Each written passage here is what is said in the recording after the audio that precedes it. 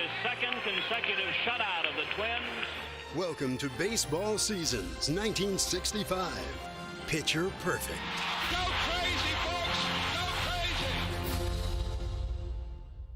The biggest news in big league sports is the new home of the National League Houston Astros, the Harris County Dome Stadium they call the Astrodome. The ballpark was great, 72 degrees year-round. They had comfortable seats. Nobody has ever dreamed of playing baseball indoors. Judge Roy Hoffhines had a dream of building a dome. He did it, and I still think it's the eighth wonder of the world. Christened the eighth wonder of the world, the Astrodome opened in April 1965 to the amazement of an awestruck public.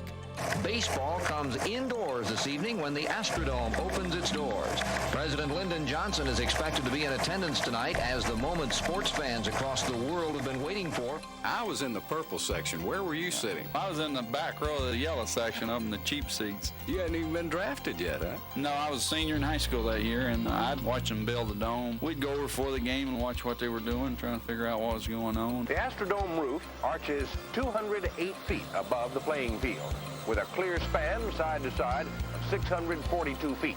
An 18-storied building could easily be fitted inside. The action on the Astrodome scoreboard will be a show all in itself.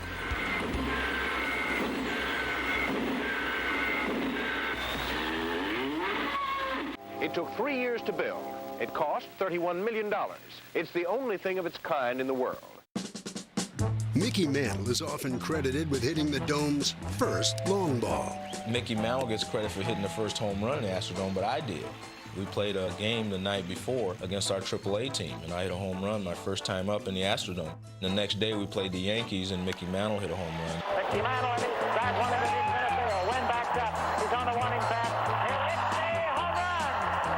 Mantle hit it 406 feet to home plate. Obviously, it makes better news for Mickey Mantle to hit the first home run than Joe Morgan.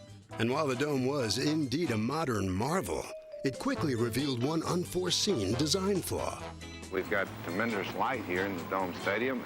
The chances are we might have to use sunglasses when we play day games. When you couldn't see the ball off the roof, I mean, it was almost scary. There was a lot of panic taking place, and they actually had to get people up on top of that stadium and paint those slats that, you know, were supposed to allow the sunlight to come in and let the grass grow. And when they painted those, the grass had no chance.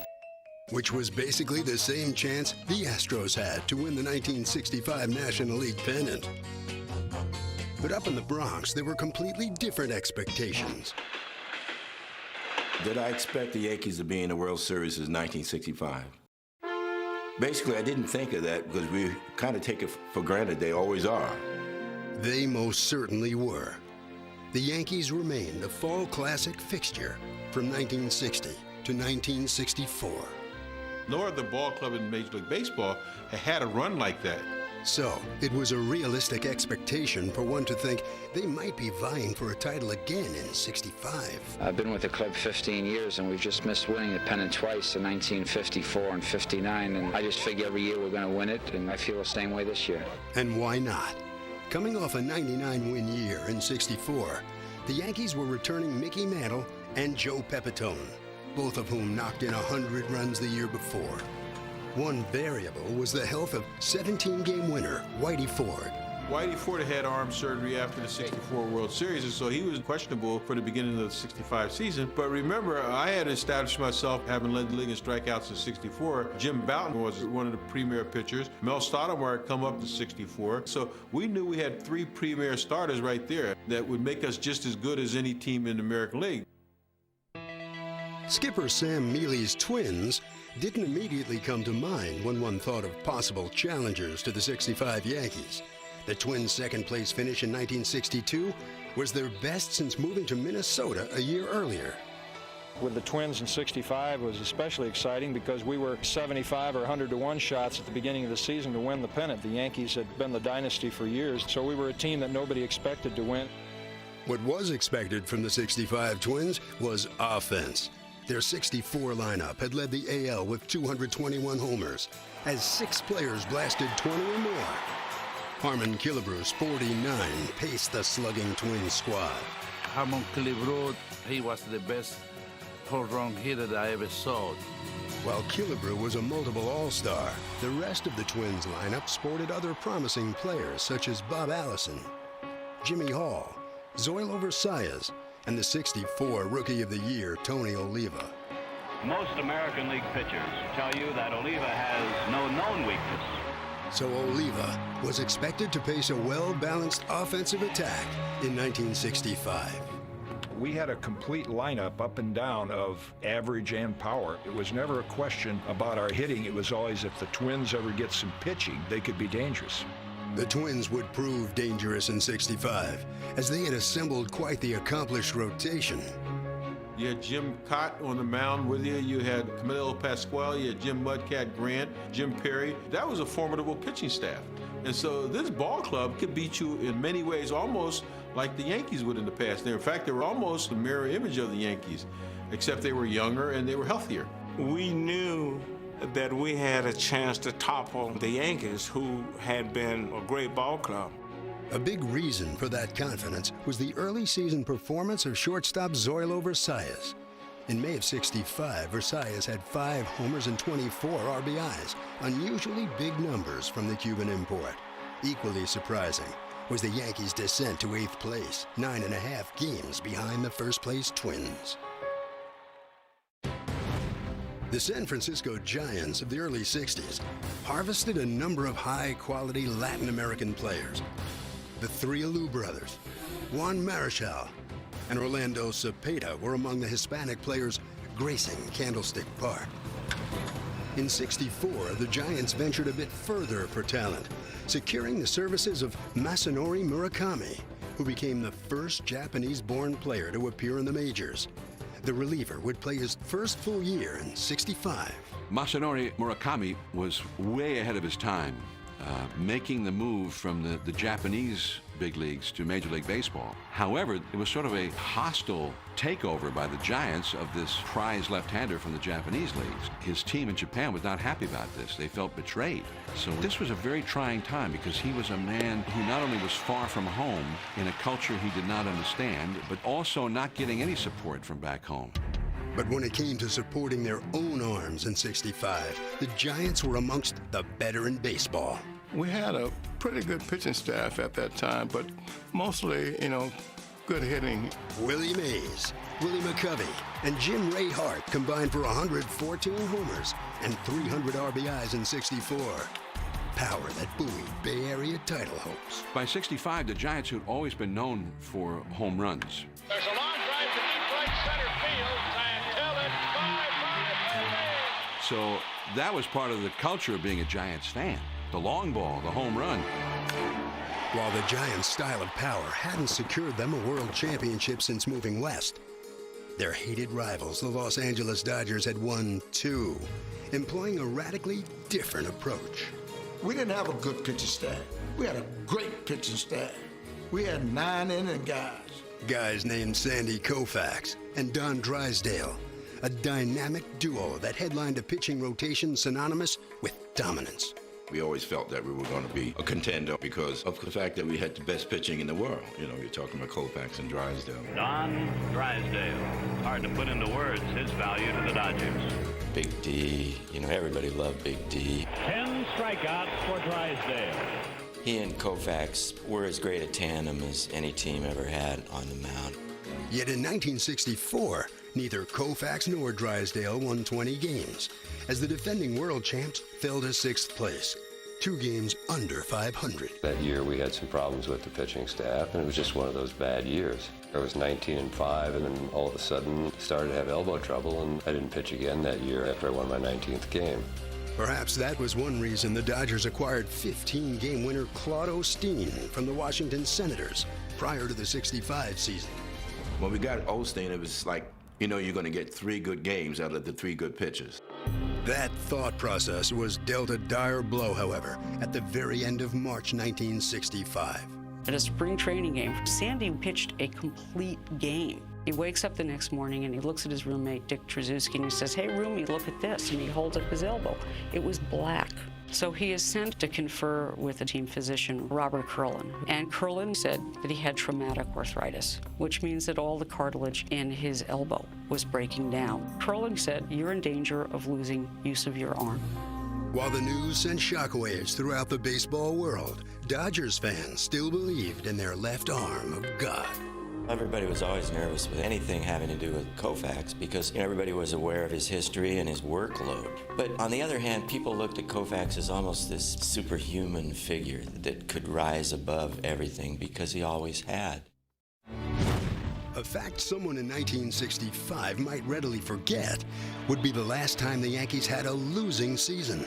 That's because it had been an astounding 40 years, back to 1925. The Yankees had lost the World Series in 1964 to the Cardinals. And Yogi Berra was fired after his 1 year as Yankee manager. The Yankees brought in Johnny Keane, the Cardinals manager, to manage in 1965.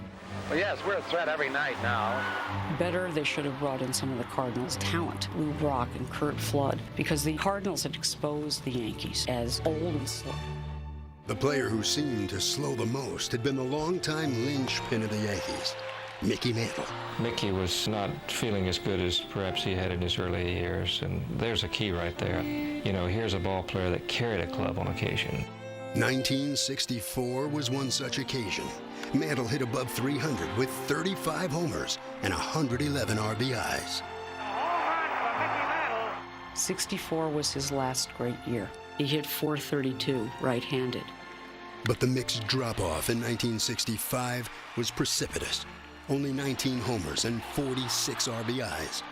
One reason the Yankees' season would be disastrous and far below the 500 mark. Yankee Stadium, the place they call the home of champions, is now the home of a second division ball club. The Minnesota Twins saw the rare opportunity and rushed in to fill the void atop the AL. Uh-oh, there she goes. Over everything. Home run for Killebrew. We knew about the Yankees, and they won every year. Now here it is coming up on All-Star break, and we still have the lead in the American League, and we're pretty confident that we may have the best team. As the American League was experiencing dramatic change in its standings, that development paled in comparison to what the Great Society was witnessing across the country. Life was a little bit different in 1965. We still couldn't stay at hotels in 1965. We still couldn't eat in restaurants. So the game itself was sort of a relief from what you had to go through off the field. From coast to coast, 1965 was a hotbed for the civil rights movement. I was living in New York at the time. I'd go to Harlem and have dinner a couple nights a week, and Malcolm X had his soapbox out there.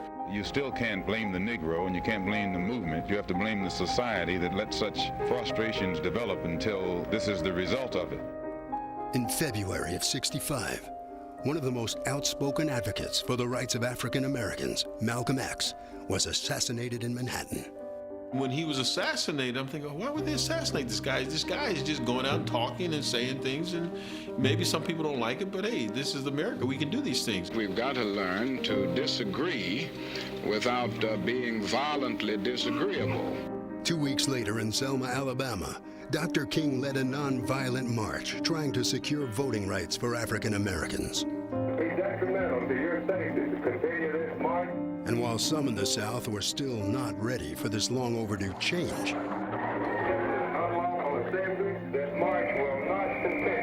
it led directly to the signing of the Voting Rights Act by President Johnson in August of '65. Millions of Americans are denied the right to vote because of their color. The government stepping in and says, this civil rights bill got to be passed. No more not drinking at water fountains. There will be no more situations where you're not staying in hotels. The wrong is one which no American in his heart can justify. We got to lay racism to rest. All of it together is something that is so special that I will never forget. Here today are all the brightest stars of both major leagues. It's the annual All-Star Game.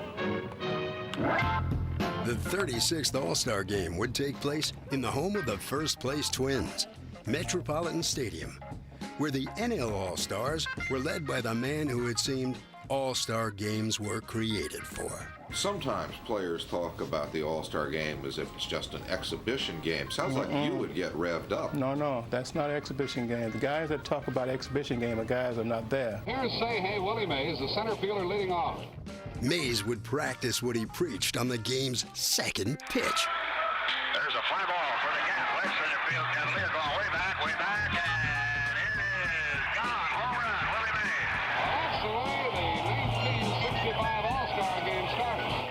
4 batters later, Milwaukee Brave Joe Torre made it a trend. Pappas comes in on the 2-0, and there's a long one left. If it stays fair, you can kiss it goodbye. It's going way out of here. Gone for a home run for Torre. And the Nationals lead 3-0. The long ball is annihilating the American League All-Star. Stake to the commanding lead. Game MVP Juan Marichal posted 3 scoreless frames, and it seemed the senior circuit had a firm grip on the game. Here's Jim Maloney, the new pitcher coming in for the National League. The AL broke through in the 4th, while the crowd was treated to hometown heroics in the 5th. Here is the local hero, Harmon Killebrew. The pitch on the way. Fastball and there's a high drive to left field. It is really hit way back. A long home run. Tie ball game. 5-5. What a tremendous home run by Harmon Killebrew. Despite the American League's valiant comeback, Willie Mays scored the deciding run in the 7th on a Ron Santo infield hit, setting the stage for Bob Gibson's 2-inning save. The American League has the tying run at second with 2 out, 3-2 to the hitter, Joe Pepitone. And he struck him out, and the ball game is over, and the National League won it 6-5. It was no surprise that Willie Mays had starred on that day's national stage. Through 65, Mays had played in 16 All-Star games, compiling a .389 average with 3 homers, 9 RBIs, and 6 stolen bases. Willie was the premier player in the National League, and he was our marquee player. The league really was built around Willie Mays. As were the 65 Giants, with Willie in the midst of one of his greatest seasons. His best year all the way around may have been 1965 as a San Francisco Giant. For the first time since 1955, Mays hit more than 50 homers. Don Drysdale serves one up that Willie Mays can't resist. Willie wallops a tremendous drive that sails over 390 feet, the 8th homer for Mays in 12 games. Mays also led the league in total bases, on base, and slugging percentage, all the while earning his 9th straight Gold Glove. I had a very good year, 52 home runs, but I had a good all-around season, and the most valuable player was awarded to me, and I was very happy about it. In 65, Mays had power support to complement his 112 RBIs. Jim Ray Hart and Willie McCovey contributed mightily. McCovey is drive to right field. It's gone. Their combined 62 homers and 188 RBIs helped support another great Juan Marichal year. Through July, Marichal was 16-8 with a 1.6 ERA as his Giants trailed LA by 2.5 games. Jim Maloney's Cincinnati Reds were in the NL hunt as well, and despite his subpar All-Star appearance, he was a huge reason why. I imagine you threw close to 225 pitches out there today. Well, I felt good all the way. I really did. As a starting pitcher, one of my goals was to be fortunate enough to pitch a no-hitter. And in 65, Maloney would be that fortunate after some tough luck. On June 14th, Maloney struck out 18 Mets during 10 no-hit innings. Unfortunately for the Reds, though, they lost in the 11th. Johnny Lewis hit a home run off me, and I ended up losing that game 1-0. 2 months later, on August 19th in Chicago, it was deja vu all over again for the overpowering right-hander. Jim Maloney has been nothing short of sensational so far today. Swing and a miss, and he got back. Strikeout number 11. I had pitched 9 innings against the Cubs of no-hit ball, and I'm sitting on the bench, and the score is 0-0. Now the shortstop, Cardenas, is at bat. But fortunately, Leo Cardenas, he hit the first pitch. That's pretty well hit, very deep to left, way back there, back, a home run that hit the screen. He hit the foul pole, so we got up 1-0, and I went out in the bottom of the 10th and got him out. Here's Ernie Banks. Ground ball, picked by Cardenas over to second out, Rose relays. The ball game is all over. Maloney's got a no-hitter. Jimmy, that's got to be a real great thrill for you. Well, I lost one early in the year, 1-0 against the Mets, and I thought maybe I might be in the same predicament today, but I think this is the biggest game of my career right here. Maloney's no-hitter was one of his 20 wins in '65, a main reason the Reds would contend for the NL pennant all season long. In 1963 and '64, the Dodgers were anything but a power-laden club, finishing in the bottom 3 in slugging percentage both years. They used to win games 2-1, 1-0. They never won too many games that were a big score. The '65 Dodgers defined small ball, as the club would push that style of play to the extreme. We had trouble scoring runs last year, and we haven't helped that situation any. The Dodgers had no hitters at all. Their third-place hitter hit .238. Willie Davis hit third all year and hit .238. Not even as many as 10 home runs. Nobody hit more than 12 home runs on that team, which is kind of amazing if you think about it. Further hampering the Dodger offense was a May 1st season-ending ankle injury suffered by their best hitter, Tommy Davis. The absence of injured Tommy Davis hurts the Dodgers' run-producing machine. So the biggest concern for most of us that season was, what are you going to do to replace Tommy? Everybody thought that Buzzy Bavasi, the general manager, was going to make a big trade. He didn't make a big trade. He brought up Lou Johnson. A decade-long minor leaguer with less than 100 big league games under his belt, the 30-year-old Johnson had contemplated retirement prior to the '65 season. I got a chance to come up, play with the Dodgers. Man, it doesn't get any better than that. And what it did, it wiped out all of the bad feelings that I had for not getting an opportunity to play in the major leagues. Combining excellent speed with 12 homers, Johnson was a surprise lift for a challenged offense that relied heavily on its fleet-footed shortstop. The Dodger leadoff batter is Maury Wills. It was common knowledge that the other team felt that if they could keep me off base, that they could beat us. Now, knowing that, I knew how important it was that I got on base. In the fourth inning of a scoreless tie, Wills tagged up on a deep fly to center and went from first to second. Maury Wills was a master at taking over the game. Another outfield fly saw him tag up and move to third. You knew the end result was he's going to score. Wills was thus in position to score with 2 outs and a short single to right. That made it Koufax 1, the Mets nothing. Maury would manufacture runs. And in '65, 1 run for Sandy was often enough, as his 8 shutouts would attest. Sandy Koufax, the winner. Along with his equally stratospheric numbers across the board. 26-8 record, 2.04 earned run average, 382 strikeouts, 41 starts, over 300 innings pitched. Startling stats that were becoming routine for Koufax, who was in the midst of one of the greatest runs a big league pitcher ever experienced. Sandy, for me, was like the 10th wonder of the world. I'm telling you, man, it was amazing. Koufax is shooting for his 10th straight victory. Despite year-long arm pain, the '65 season saw Koufax win 11 straight decisions from May 30th through July 20th. Koufax, 1 run. Drysdale at that time, we needed 2 or 3 runs. Often overshadowed by Koufax, Drysdale's season was great as well. Big D went 15-8 through July, en route to a 23-12 campaign. Drysdale has now struck out 4 out of the last 5. Yet despite the dynamic duo's power pitching, the light-hitting Dodgers could only muster a slim end-of-July lead. It's a wide-open race with the Dodgers in front. The Twins were another team hard-pressed by injury, as August saw 2 stars go down.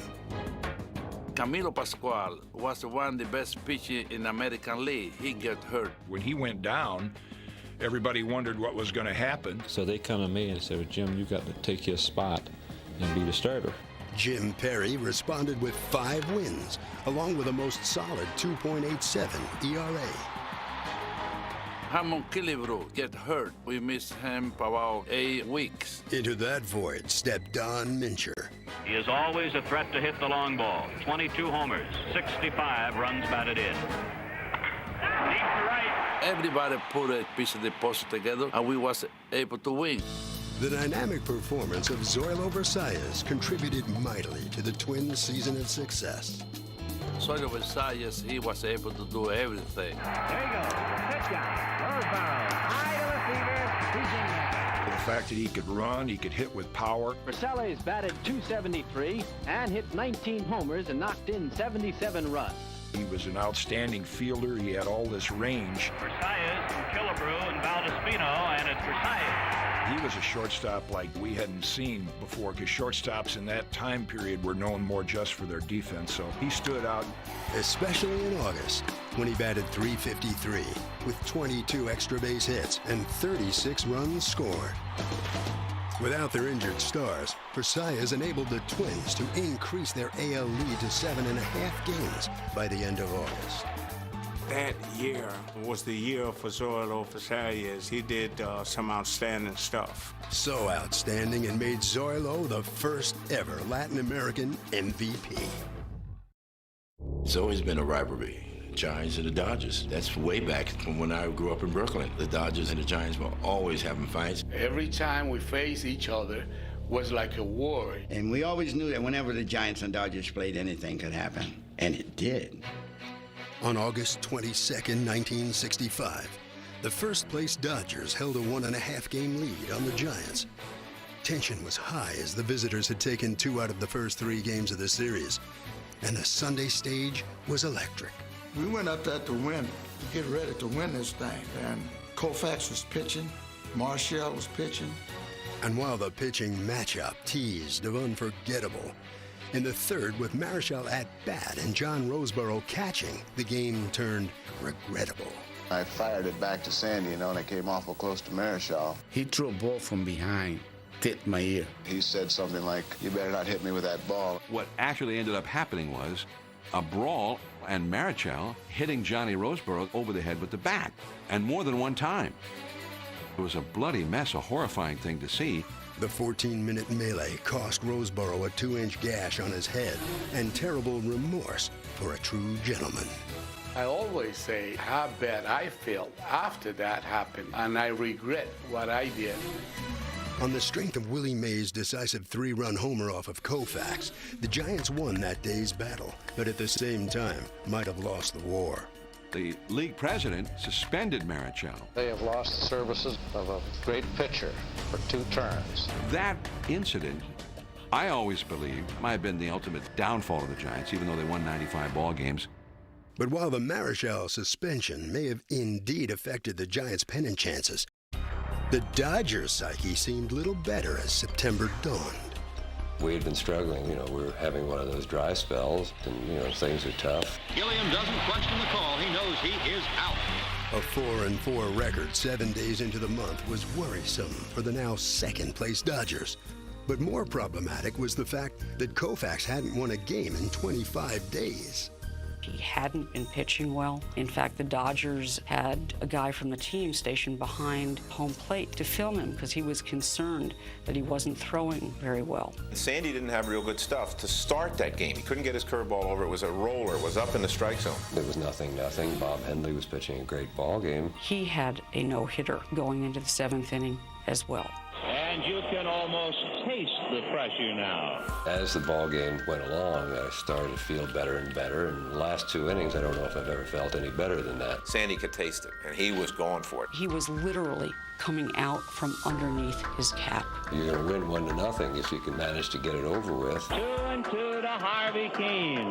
Sandy into his windup. Here's the pitch. Swung out and missed. A perfect game. Sandy's 4th no-hitter in the past 4 years was the only perfect game of his career, and it served notice to the red-hot Giants that the Dodgers weren't joking around in 1965. Willie Mays getting a big hand coming to the plate. Mays has had a fine season again. The Say-Hey Kid led his Giants on a magical late-season run. Beginning September 4th, the Giants won 14 consecutive games to put themselves atop the NL by 4.5 games over the Reds and Dodgers. So I remember thinking, there's no question they're going to pull this out. That's what the Giants do.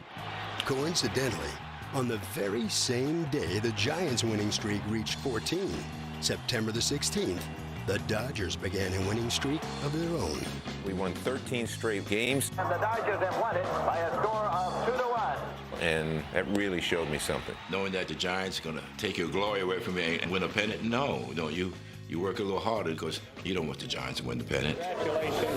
The big three, Koufax, Drysdale, and Osteen, won 9 out of those 13 games, as the pitching-heavy Dodgers outlasted the power-laden Giants to win the NL pennant by 2 games. Our goal was to get to the World Series, and that's what we did. We won it on the next to the last day of the season. The winning clubhouse, when you've won a pennant, is the exciting part of baseball. Just going to the World Series is a thrill. It doesn't matter who you're playing. The Twins and their 102 wins would be the opponent waiting to play in Minnesota's first ever World Series. A lot of fans in the upper Midwest still look back on that 65 team as maybe their favorite team because it suddenly stamped the Twins as a winning franchise. Metropolitan Stadium is the scene for the first game of the 1965 World Series. Now you on stage. You in the World Series. The Los Angeles Dodgers meeting the Minnesota Twins. I think it's every ball player's dream to play in the World Series. Certainly was mine. The series storyline featured 2 teams with vastly differing styles of play. My only experience would be to see the Twins in spring training. You knew they had guys who could swing the bat. We knew the Dodgers were known as Koufax, Drysdale, and many others. They weren't going to be a team that was going to outslug you like our team could. Before one pitch was thrown, however, a major subplot emerged. I was the opening day pitcher, and I was supposed to pitch against Koufax. I was looking forward to that because there was a lot of stuff being made of the Jewish kid and the black kid going to start against one another. But the Jewish kid, Koufax, chose faith over the Fall Classic, deciding not to play on the holiest day of the Jewish year, Yom Kippur. Sandy Koufax never pitched on any of the Jewish high holidays. It was just that this time it fell on Game 1 of the World Series and therefore got so much attention. For me, it was kind of sad because after 20-some years, I got a chance to play in the World Series and I can't get the service of the man that's going to help us to win the World Series.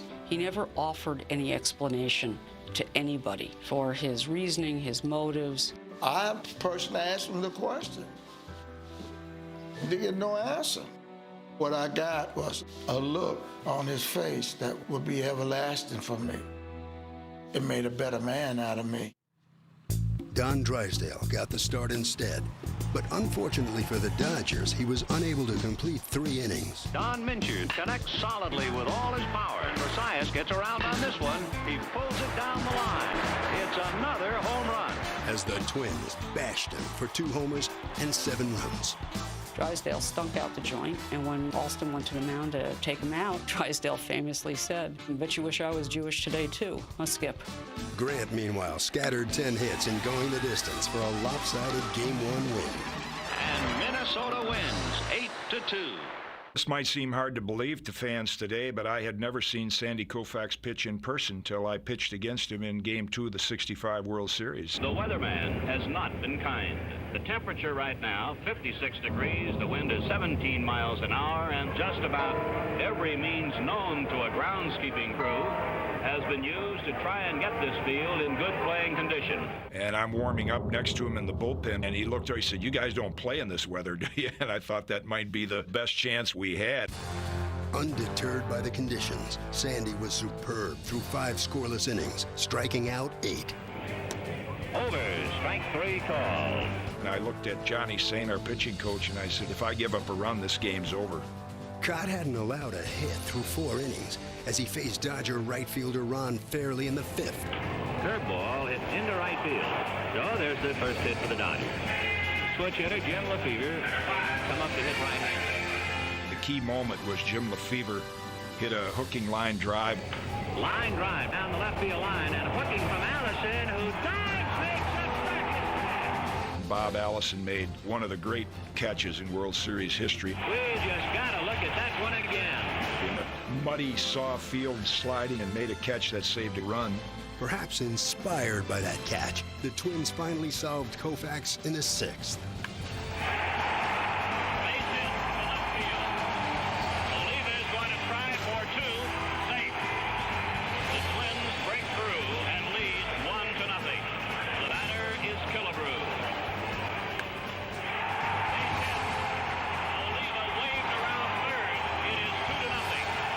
Curt would cruise to a complete game, 5-1 win, giving the Twins a 2-0 lead.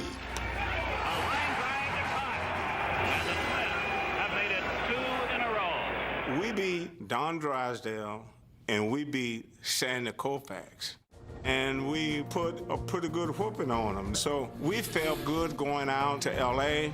And for the Dodgers, they either win today or I guess it's time to make out your shopping list for Christmas. Fortunately for Dodgers fans, they had the third member of their big three, 15-game winner Claude Osteen on the mound. Osteen's Game 3 performance was really the turning point in the series. Osteen still has a shutout going into the ninth. I was at that game, and he put on a command performance. Osteen checks the runner, pitches, and Zimmerman hits a high bouncer straight at Wills.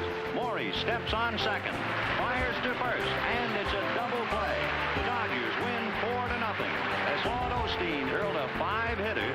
That changed the whole texture of the series. Now all of a sudden it's like this thing could go the distance, and if it goes the distance with Drysdale or Koufax coming out there, you're going to feel good about your chances. When Don Drysdale hurled the series' fourth straight complete game, a Dodgers 7-2 win, it evened the Fall Classic and reduced it to a best 2 out of 3.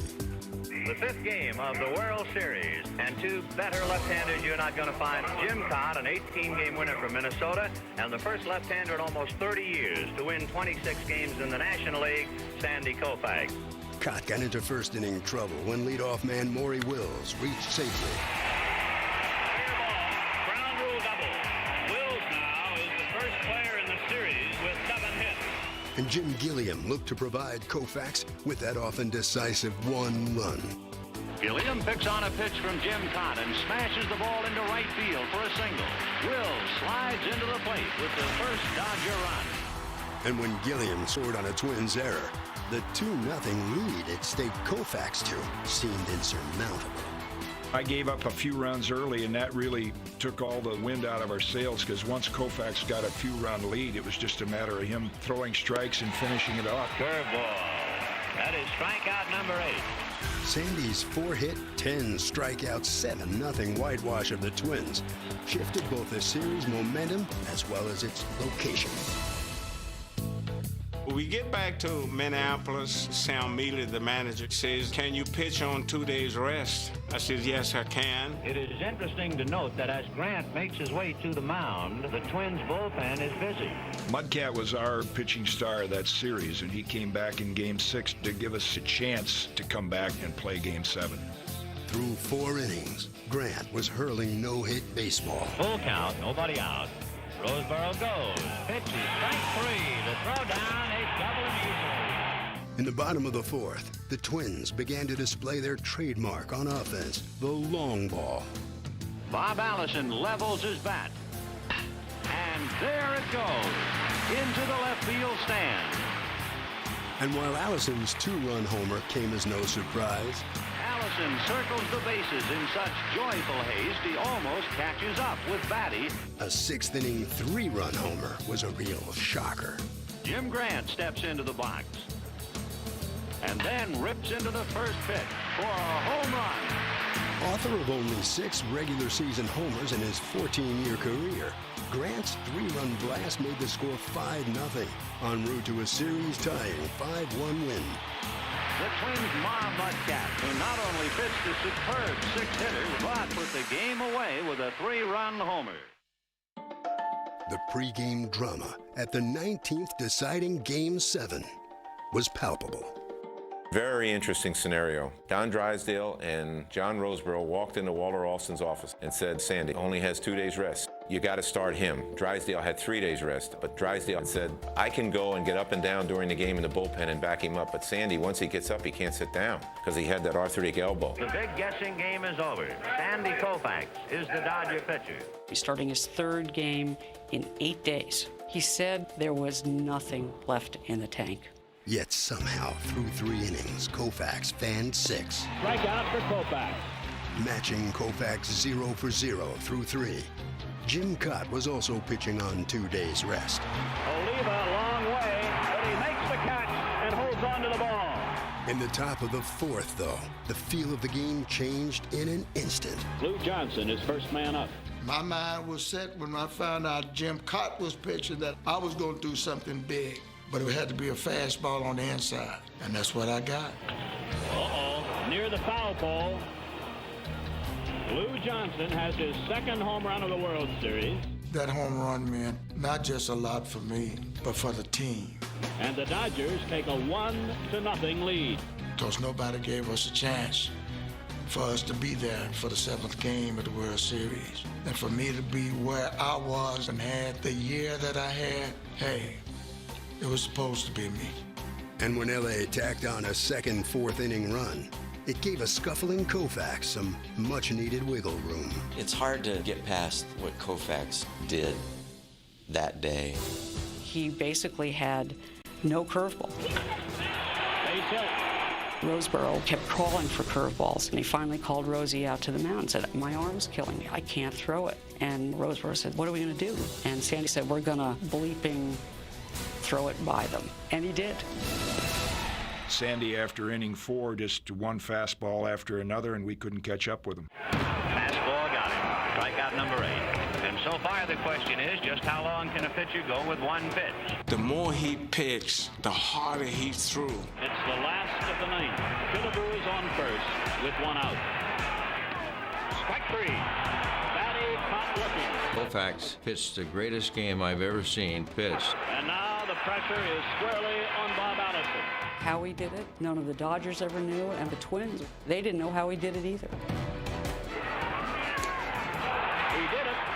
Sandy Koufax gets his 10th strikeout, and the Dodgers have won the 1965 World Series. We were beaten by, to me, one of the greatest pitchers of all time. His second consecutive shutout of the Twins on Monday on a 4-hitter, today on a 3-hitter. He said before the game, and again after, he felt like he was 100 years old. Sandy, in Los Angeles, when you pitched your 7-0 shutout, you were quoted as saying after the game, I feel 100 years old.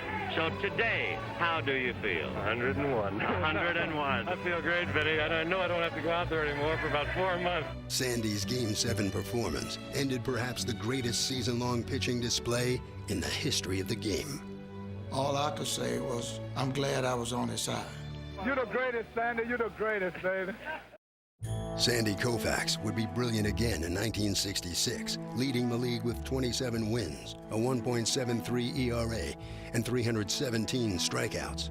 Unfortunately for the Dodgers, they'd lose both the World Series and their legendary southpaw in the fall of '66. I don't regret 1 minute of the last 12 years, but I think I would regret 1 year that was too many. Meanwhile, it would be more than 2 decades before a championship came to Minnesota. But in 1987, the Twins finally brought the World Series trophy up north, winning all 4 series games at home. To Gaieti, for the first time ever, the Minnesota Twins are the world champions. The game of the 80s and the 1970s was altered by artificial fields, which debuted in 1966. Originally called Chem Turf and quickly renamed AstroTurf when it was first installed in Houston's iconic dome. Everywhere you looked, the 60s were a time of change as the civil rights movement marched on. In 1966, Emmett Ashford became the first African-American umpire to work in the majors with a flashy and exuberant style that made him an instant fan favorite. Progress was unstoppable in the mid-60s, but for Sandy Koufax and the Dodgers, it marked the end of an era.